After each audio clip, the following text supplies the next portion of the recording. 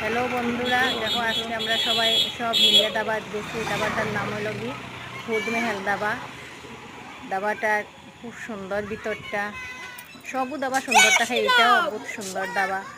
আর আমরা যাওয়ার পরে হানি অর্ডার দেওয়ার পরে হানি তো আইতে দেরিও এলে বাচ্চারা খেলাধুলা করে রইছে। হানিটাও খাইয়া দেখলাম, খুব ভালো হানিটা, ভিতরটা খুবই সুন্দর।